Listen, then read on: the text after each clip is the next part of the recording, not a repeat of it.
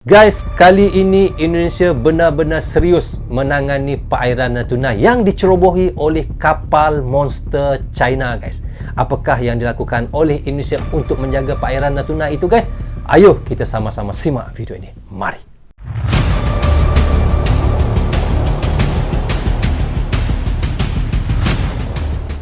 Assalamualaikum, apa khabar semua? Berjumpa lagi kita di dalam Brozul Channel, guys. Apa khabar anda orang Indonesia, orang Malaysia dan di seluruh Nusantara? Apa khabar anda semua? Jika sihat, Alhamdulillah. Itulah sebaiknya rezeki Allah berikan kepada kita, iaitu kesihatan dan umur yang panjang. Tanpa kesihatan, tanpa umur yang panjang, walaupun wang berjuta-juta pun nggak bisa bikin apa-apa, guys. Okey, hari ini saya mahu mentionkan satu lagi video daripada channel CNBC Indonesia. Okey, teman-teman boleh pergi ke channel CNBC Indonesia, klik butang subscribe, klik tombol loceng, tanda dukungan teman-teman juga kepada channel CNBC Indonesia, guys.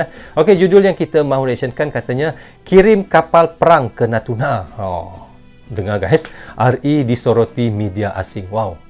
Kerana Indonesia mengirim kapal perang untuk menjaga perairan Natuna hingga disoroti oleh media asing, guys. Kenapa Indonesia menghantar kapal perangnya ke perairan Natuna? Itulah persoalannya. Kita tahu baru-baru ini pada Jumaat yang lalu kita lihat iaitu kapal monster yang terbesar di dunia, ataupun kapal penjaga laut daripada China. Boleh kita katakan kapal itu adalah kapal yang terbesar di dunia, guys, kapal penjaga lautnya, ataupun kapal Coast Guard, ya. Jadi kapal itu telah dihantar oleh China untuk bermundar-mandir di perairan Natuna. Kita tidak tahu apa tujuannya dan saya pun tidak tahu, jadi saya tidak tahu nak cakap apa, ya. Cuma yang saya bisa katakan di sini, ia mondar-mandir daripada 30 Disember yang lalu sampai sekarang. Jadi sekarang ini tindakan Indonesia terpaksa menghantar kapal perang untuk mengawasi kapal monster China itu, guys. Kita tidak tahu apa yang dia buat dan sampai sekarang memang kita masih tidak tahu lagi apa tujuan China menghantar kapal Coast Guard-nya yang terbesar itu di perairan Natuna. Jadi, guys, untuk kita mengetahui ceritanya dengan lebih lanjut lagi, jadi saya mohon kepada teman-teman kita sama-sama mention dan kita tonton sehingga habis agar kita tidak gagal faham dengan apa berita yang disampaikan oleh CNBC Indonesia ini. Jadi selepas itu hujungnya nanti saya akan bagi komentar sedikit apabila saya selesai mereactionkan bersama dengan anda. Okey, guys, tanpa basa-basi dan tanpa berlengah lagi, ayo kita sama-sama tonton reaction bersama dengan Brozul. Mari. Sejumlah media asing ramai-ramai menyoroti pengiriman kapal perang oleh pemerintah untuk memantau kapal patroli terbesar China yang warawiri di Laut Natuna Utara.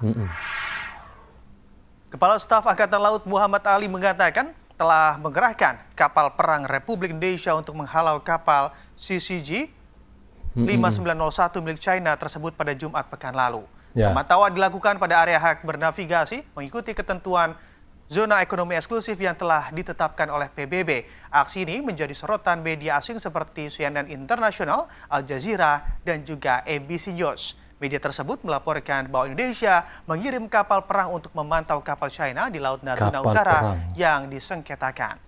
Kapal penjaga pantai China CCG 5901 diketahui sejak 30 Desember 2022 mondar-mandir di zona ekonomi eksklusif Laut Natuna Utara. Namun hingga saat ini juru bicara Kedutaan Besar China di Jakarta tak segera memberikan komentar mengenai aktivitas kapalnya di zona ekonomi eksklusif Indonesia tersebut.